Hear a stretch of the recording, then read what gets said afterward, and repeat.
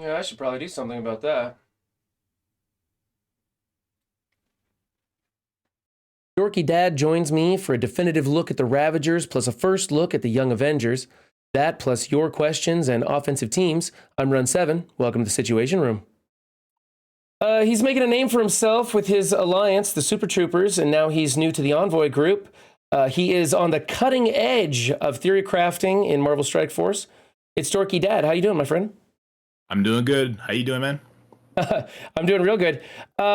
So I I'm bringing you on to ask you questions about the Ravagers, and then hopefully we'll get around to the Young Avengers. But you've been doing some testing with the Young Avengers and been finding out some pretty, or the Ravagers. You've been doing some testing there. Who is the most important on that team? Who do we need to be building? Can we skip? Like, where's the value in that team? The Ravagers are kind of funny. There's like a 4 steps to the Ravagers. You can stop at whatever step you want. T'Challa is going to be your first step. He's going to be like Zemo, but not as valuable as Zemo. So if you want to only build one, go for him. If you want to build two, you're going to add Yondu to the mix, and you can throw them with a lot of teams. So there's a Skeletor team I made the video on. There's like a Brotherhood team that's going to really protect T'Challa and Yondu so they can do their thing. They'll also throw blinds out, which is nice. New Warriors, like they're very good power couple. And then the next step after that, you got to add two more Ravagers. You're gonna add Stitcher and you're gonna add Boomer. Stitcher hits like a truck. Check out Big Mole's video where she's hitting harder than Kestrel, and Boomer is just doing a lot of assist stuff, making you do triple taps, doing some rewinds. So he's very valuable there. And then the final step would be the Bruiser. He's the most replaceable. He does give that defense up. It's going to be interesting how that is going to come into effect against certain teams. But I think he's most replaceable because then you can throw some turn meter manipulation on with the first four that we just talked about, and they can get off on some teams before they get destroyed. How important, keeping in mind, or I'm kind of broadcasting to the mid range here. How important is this team for people? Like where should you be using it if you're in, say, Plat 2? Oh, if you're in Plat 2, I don't think you should worry about the Ravagers. I think you should just do the T'Challa route. If you're hungry for another war team, you can throw Yondu in there and turn like a Skeletor team, which is like a B war team, into an A war team. But even at Plat 2, if you're not war focused, I think they're skippable. And I might eat my words on that depending how the Young Avengers go, because Young Avengers get off really quick, and you're going to want a team with defense up that could be the full Ravager team with the Bruiser there. Well, I was going to actually ask you about that on down the road, but since you brought him up, do you think that T'Challa Star-Lord and or the Ravagers is like a pre-existing soft counter to the Young Avengers? Do you think that's part of the equation? It's hard to say. Definitely not in a room like security, because the Ravagers take a lot of time to get rolling, and the Young Avengers seem that they're going to have those that 2-1-2 shot, right? Kate Bishop and Echo are going to go super quick with America Chavez, and they do like devastating damage. So I'd be worried that in that matchup, even with the defense up, if the wrong target is chosen based on your health, or I think Kate Bishop is just straight RNG to start. I could be wrong there. But there's going to be a problem where if you lose one of your Ravagers right away, you're going to be in trouble. So I'm not quite sold on that. I'll definitely test it before anyone wastes their resources and brings up the whole team. So where do you think Scopely makes their money on this team? Where do they become important? Where do they become necessary for us to panic farm them? Um, at the higher ends of war. So like where we're at, where we face alliances like Legion, Baby Yoda, Ravengers are really handy at coming in and taking care of teams like the New Warriors, who are Mm-hmm. pretty problematic, especially when you throw in Shuri and Drax and stuff like that. And the Ravagers, the full Ravagers and some hybrid Ravagers are a really good answer to that. And that kind of frees up your Infinity Watch in troubling rooms like security. So you have a little bit more leeway.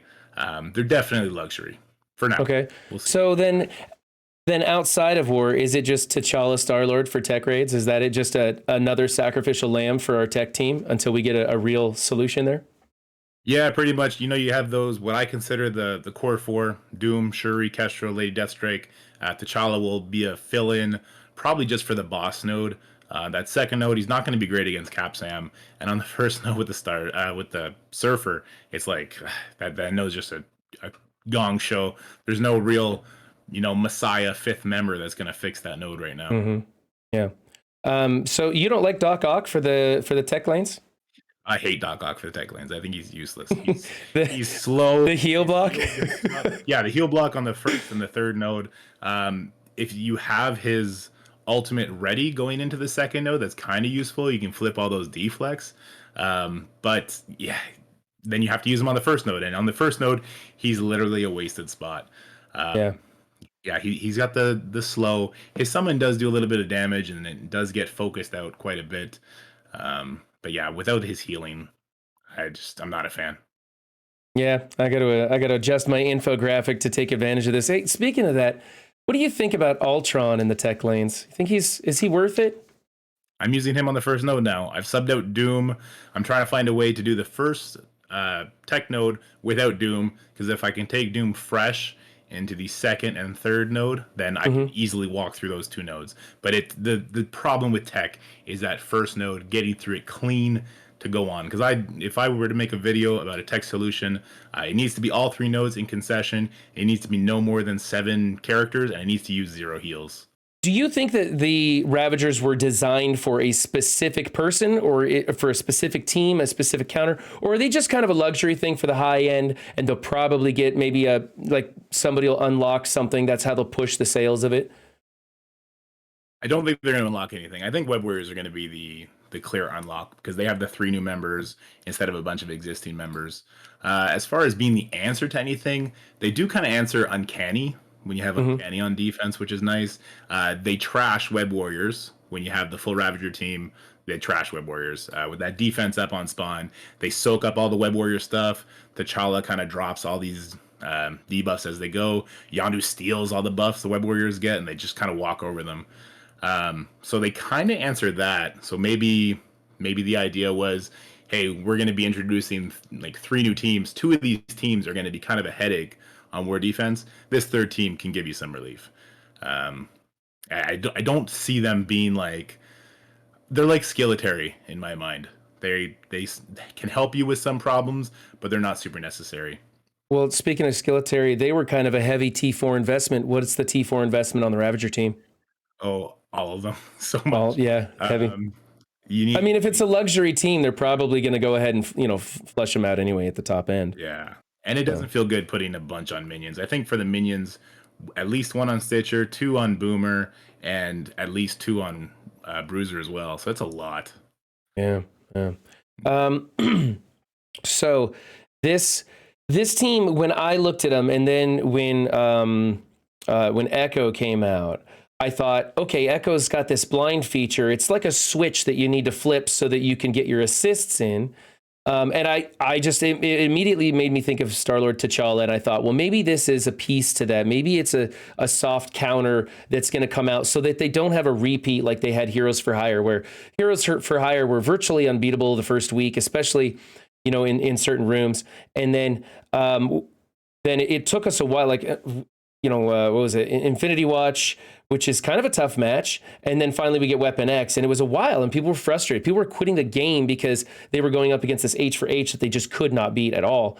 And so I thought maybe they're going to put a soft counter into the game ahead of time with T'Challa Star-Lord, so that at least in some of the rooms we might be able to edge past this team. Yeah, I mean, I think that's definitely a possibility. That was my initial thought too, right? Now that we know America Chavez is going to give Echo speed, we know Echo is at the very least slower than Kate Bishop because she went after Kate Bishop in the Strike Time video. But she's going to get that speed because those 2 characters are going to be the ones you place adjacent to Chavez for sure, if you're going to use the Young Avenger team. So we know Star-Lord is going to go after Echo, so she's going to have a pretty depleted speed bar. Going to give her blind. I think she gets slow or something like that as well. So it's going to take that Echo a long time. She's going to have some energy drained. I think that's going to be a good answer to stop the Echo damage from coming in. I'm worried that the rest of the Young Avengers are going to destroy your Ravagers at that point, especially because their minions, Stitcher and Boomer, aren't exactly the tankiest people in the game. But to your point, I don't like Bruiser because he has a focus issue. The Young Avengers don't get, like, Miss Marvel doesn't get that insane resist boost that characters like Juggernaut and Colossus get. So like everything does kind of match up, but I think that's kind of a stretch. Yeah, it's so hard to say because the Yeah, damage that they showed in the Strike Time video was nuts. So yeah, yeah. You were showing off in one of your videos. It was Cersei and Emma, and who was it? You got the speed to beat him. yeah, What was that little trio you had? Loki and Emma for sure. Loki and Emma with Cersei, and then Icarus comes in for the cleanup so that you get in front of that. Yeah. Exactly. Now the problem with that is if you don't actually kill somebody and Icarus doesn't get to do his double tap, I Hmm. think all you're gonna do is push everyone into yellow, feed Squirrel Girl a bunch of turn meter. She's gonna pop off her special, and she's probably gonna be a healer, right? So top everyone back up. They're gonna get a bunch of buffs from Squirrel Girl's passive, giving them deflex, death proofs, defense up. Kate is gonna be showing off her passive with shooting blinds at 5 different targets if 5 of her allies drop below 50%. So that's going to be a bit of a gong show. It's going to be, kill or be killed. It's either going to be you're taking people out or you're just getting wrecked. Yeah. But we also know Kate's very squishy. And just going a little bit back to the Doom raids, Kate's not going to be better than T'Challa in the Doom raids. She's not going to answer anything either. She's going to be another good for one node kind of character Yeah. because she's so squishy. So Yeah. there's hope that you might be able to either wipe the entire board with characters like Icarus, or focus fire somebody down, probably Kate Bishop. So with the Young Avengers, how important is this team? How hard are you going to go building them up? Um, I hate war defense characters. Yeah. What Yeah. I I'll know. probably do is I'll bring the 3 existing Young Avengers up to level 75. Probably not even gear tier 14, just enough to give them the blue ISO. I'm in 2.3, so I have a lot of blue ISOs to play around with. So I'll Hmm. bring them to 75, bring them up to ISO level 3, put the necessary T4s on them, and then for the 2 new ones, they'll probably go to 85. Gear tier 14 because SBCs suck, and they'll have the right T4s as well. And the reason I'll do that is because I'm gonna have to do that when we face people like Mutiny or Baby Yoda, because we need to have that threat so they pull their Eternals off defense and use them there, or whatever team is gonna counter them, right? We need to Hmm. pull some of the big boys. Otherwise, they'll get down to my buff rooms from my alliance where people actually care about war defense and they're doing their best, and I've not contributed enough to pull off some of the threats to them. Yeah. Do you think any of the characters on that team have value outside of war defense? Kate Bishop, she'll be a little bit like T'Challa. She doesn't have any interesting mechanics for the raid though, but she'll probably have enough damage. She has the passive where she'll gain evades, dropping below 50% life, that she might be able to slot in. Maybe on that first node, give blind to Surfer. It's a little bit of a crapshoot on the RNG for that one though. Um, Other than that, I'm not seeing it. Skill, I mean, Echo, she might be cool. She might be just like Shang-Chi. But we already have Shang-Chi, and he's already pretty much farmable in the Blitz Orb. So Hmm. I'm not seeing it. I'm not seeing value outside of them. Do Tower you mode. see? I love tower mode. So Yeah, tower mode. I like tower mode too. Um, what about using Echo on an offensive hybrid somehow? She's got some stuff in her kit that was interesting to me, and I'm like, I wonder if that would help doing this. And that's why I kind of wondered if they made that blind thing, like, I mean, you wouldn't be using it against the Mercs, but it's as a reference. You could take her into the Mercs and it would shut down all the assists, but then she'd get blinded right off the bat from Taskmaster, so it disables that. And I don't think they want us using her on offense. But have you thought of any of things that you could use her that direction? that's a very interesting idea. I didn't actually think of that at all. I should have. And that is a very interesting thought, especially with America Chavez not being limited with her speed boost on war defense. Like you can throw Eternals and boost them. So maybe Echo will find a good home as a war offense character, not being limited. I'm trying to think of who, because like you say, Mercs, there's a good chance she's gonna get Blinded. blinded. So you think YA is something that you kind of have to build, but you surely don't want to, and that's kind of where you're at with that? For me, yeah, I think as the average player, you could probably just bring them up enough to get the right T4s on them, throw them Hmm. on, and they're going to pull something big for you. Right. And if you don't care about war defense at all, and your alliance doesn't care about that, probably just build the next team. Because I mean, I'm kind of thinking the next team might just be the answer to them, and they're going to Right. sell it in the same patch. Because we know the next team, like, well, we have a good idea that it's going to be Doctor Voodoo and Morbius, right? Hmm. Supernatural team. While Mystic Raid is solved, Grand Tournament's not out yet, they're probably going to be a war offense team. Yeah, I So agree. I, I I agree. think if you got to pick, you don't care about war defense, you go for war offense. Yeah, I try and skip the war defense as much as possible. I like building the counters to the teams. Yeah. I built a really big weapon X and I passed on H for H, and I think everybody else should do the same because Scopely needs to get it through their head that war defense teams are not that much fun. Make them just war team. Let us use them any way we want, you know? Sinister Six was so nice. They should have just kept that trend. Yeah, that was a cool thing to do. All right, let me switch our scenes over here. Okay, so we had some offensive teams sent in to me. This one here is from Nox Arrow. In fact, all these are from Nox Arrow. He's got his Ravagers here. What do you think of his Ravager team? I like his Ravager team. I specifically like that Yondu as another fellow high red star Yondu. I feel that power. That's really nice to see. And do you think he's got the right ISOs? He's got Skirmisher, Skirmisher, Skirmisher, Striker, Striker. Yes. I can't see. Does he have his 5th red star filled in there? Or I guess he will after the blitz. Yeah, it looks like it. He's got 4. He's got 5 red stars, 4 yellow. So it looks like he'll be getting that one soon. Hopefully he's blitzing hard. So if he's going to fill that 5th, and especially if he's going to fill that 6th, then he can make the switch to Striker then. But yeah, I like that at 4 red, 4 yellow. That's exactly my makeup as well. Yeah. Is there a I mean, you want the placement, right? Because he's stealing or copying the adjacent positive effects from these two guys? Yeah, so I actually have him stealing from Yondu, and yeah, I do have him stealing from Boomer, but it's probably better if he's stealing from Bruiser. I don't have Bruiser built up quite yet. Bruiser gets a bunch of interesting things, and he's going to go right before T'Challa goes, so he's going to have fresh buffs. Oh, okay. All right. Well, I don't know anything about these guys because I pulled a whopping 3 red stars on T'Challa, and then I was busy all day and didn't get to do any blitzing. Some of my worst blitz scores on a new character ever. I'll probably just have to throw my wallet at this one because I do want Star-Lord. But yeah, I'm not going to build the rest of them. I just couldn't find the value, not at my level. I didn't need to do it, so I'm just doing T'Challa Star-Lord as another sacrificial lamb for the tech raids. But I'm curious. This team looks so much fun to play with. Their steel mechanics, they made it thematically correct. I think it looks like a lot of fun. So I'm looking forward to this one. But so this one looks good. You think maybe when he builds up T-Lord a bit more that he could switch him over to a striker for the damage? Yeah, there's going to be some kind of threshold. I'm sure he's going to feel it out. He seems like he knows what he's doing. He'll feel it out when he feels like he can land that blind without the skirmisher. He'll make that swap. Yeah, it's kind of like Bishop. Once you get your Bishop big enough, you want to switch him over. Okay, so this is a symbiote team with Doc Ock. Do you know what they use this team for? I'm going to assume Black Order. Yeah, Black Order. It's a Black Order killer. I'm kind of curious why he's got AV in gear tier 16 already. Guess he's just a fan. It wouldn't be my choice. I think I'd take in Symbiote Spider-Man with some of those Web Warriors because of his health bonus to the other ones. But hey, it's your gear. You throw it where you want it. But yeah, some people had asked about, how do you make the Black Order killer team and symbiotes with Doc Ock, and this is kind of how you do it. Get Doc Ock with those adjacent buffs.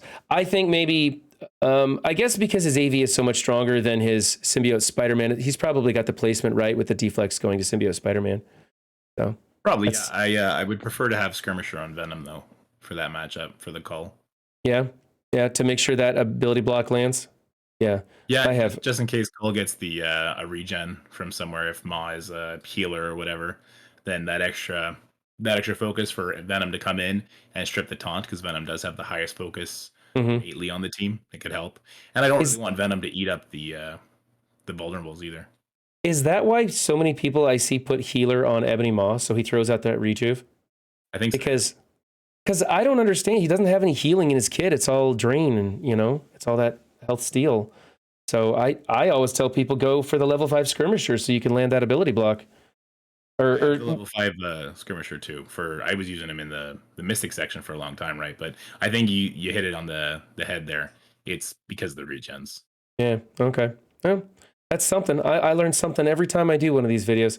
All right, let's look at another one here. This one I don't understand. Maybe you can tell me why he has Red Skull in here, other than make this team go faster. That's the only thing I can really see. Not a ton of benefit. Yeah, he's getting 25% damage reduction with Zemo. He's got Fortifier on him because he's the smallest character in here. Well, aside from who cares about her. But yeah. I don't know, man. I really like Mum. I don't know if it's worth taking Mum off this team or if there's a specific use for this offensive build. I'm a big fan of Multiple Man too. I'm using my X Factor Zemo against Uncanny X-Men, and Multiple Man in that is really crucial because although those dupes kind of just throw themselves at the fire that is Colossus's passive, Hmm. when they die, they're healing, and the chance that they actually strip that taunt off, it's like 1 in 1,000. But I've had it happen more often than not that I respect the Multiple Man over the Red Skull. I could see what he's going for here. I don't hate it. I just don't think it would work in that uncanny matchup that I Yeah. prefer to use my X Factor in.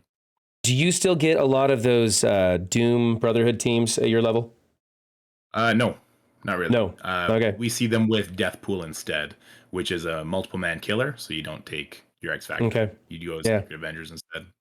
I found one of those the hard way. Wasn't paying attention, and I took in my usual with Rhino in here, and went in there, and I was like, oh, that's a mistake you don't make twice. Yep. Oh, there goes Shatterstar. He's dead. Yeah. Yeah. All right. So speaking of Doom Brotherhood, he put Falcon in here instead of instead of Deathpool. Now, of course, this is an offensive team, not a defensive team that he's got. Yeah. So again, I think it's just he's really avid about getting this team sped up. Instead of putting in Juggernaut and getting Magneto to pop off early, he decided he's just going to hope that Blob holds with the taunt and that the team's natural speed is going to be enough. I mean, it does get Doom, closer to his alt. I'm not sure. I don't have a big enough Brotherhood to test anything out like this. I just thought it was interesting because I've never seen Falcon on this build before. Yeah, I don't have my Brotherhood built up this much either. I started after they kind of had their heyday. I do use Falcon with my Doom. Now, I was for a while using Skeletor with Ravagers, but now I have more Ravagers built up. I use Skeletor with Doom.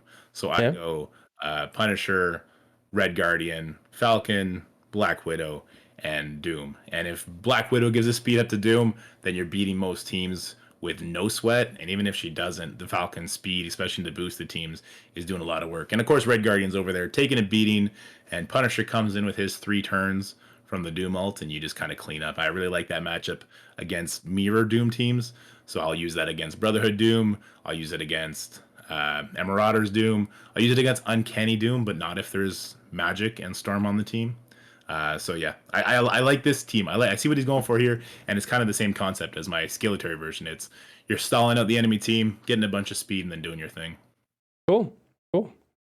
And then this final one is the Eternals with Loki to give him the speed. He's got Drax, which Drax is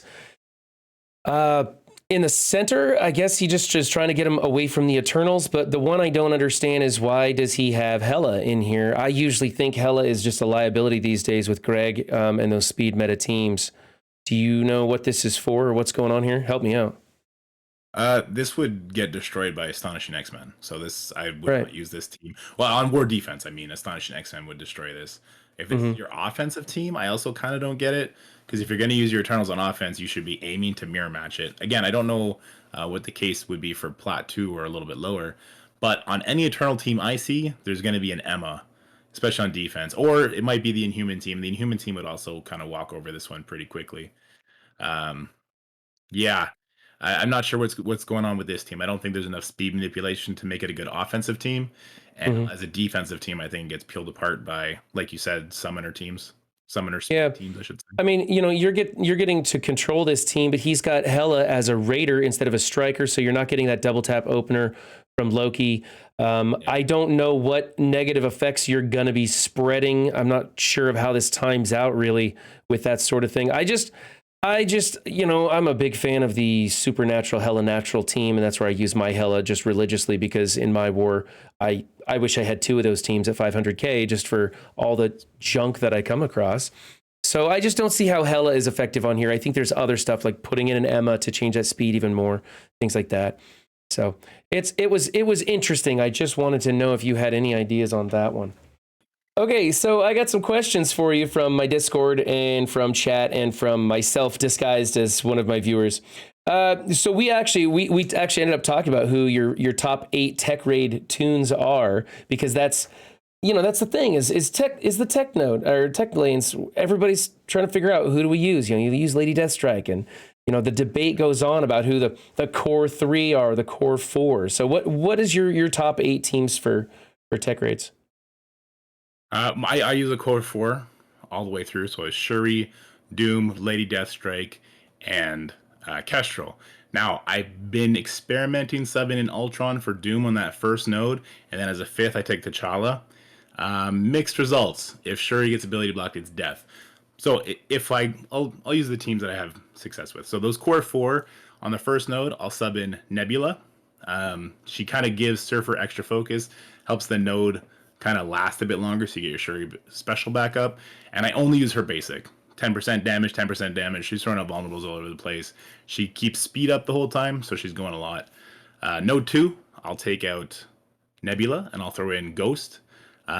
If I get a vulnerable on the Captain Sam, Ghost rather, will rewind that Captain Sam 2 times, really kind of neutering him. And on the third node, I'll throw in either Falcon, or now I'll be throwing in T'Challa as the fifth.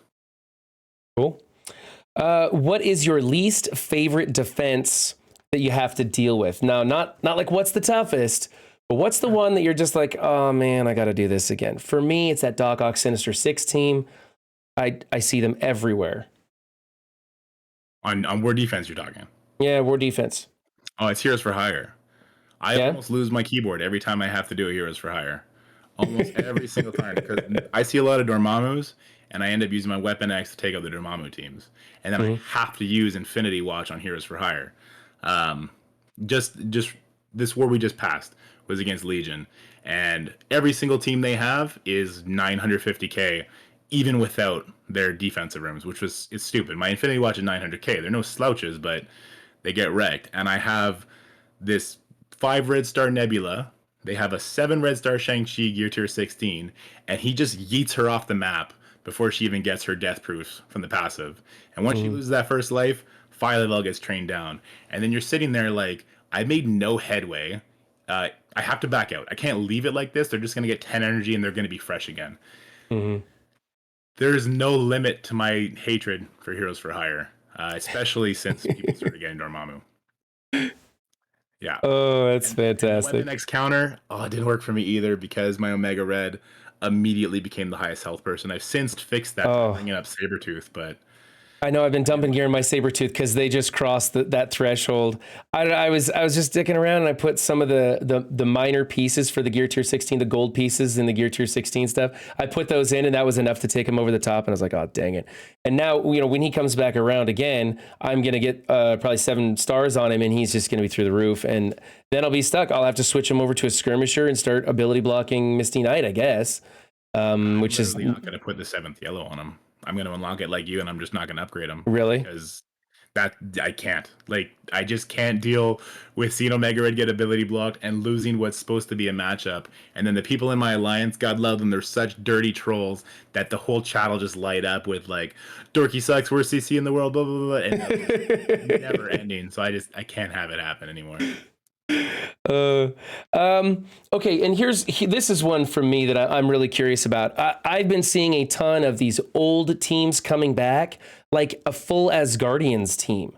And I'm like, really? Like, this is the only thing I can think of, especially with the Asgardians, is that the teams that beat them easily are now so much bigger than them. It's a waste to punch down into them. And so you got to revert back to something like, using an X-Force or something into Asgardians, and then you're kind of punching up and it becomes a risky match again. So, and the weird thing is, like, I will see the entire alliance field that team all of a sudden. So what do you see any weird old teams coming back? I've not seen the Asgardians, but it's almost an interesting concept, because where we play, Symbiotes and Astonishing X-Men are almost like guaranteed to be on defense now because there's no Asgardians. So it'd be kind of an interesting flip to bring them back. As far as old defense teams go, we've seen a lot of Sinister Six lately. The Doc Ock team that you were talking about earlier. And maybe that's just exactly like you're talking about with Asgardians, since a lot of people are throwing Astonishing on defense. There's not as many answers to the Sinister Six. People then take stupid matchups with their X-Force, and they don't kind of line up their Negasonic and their X-23 to be in line with the Doc Ock, and then they get rolled. I could see some trickery happening there for sure. Yeah.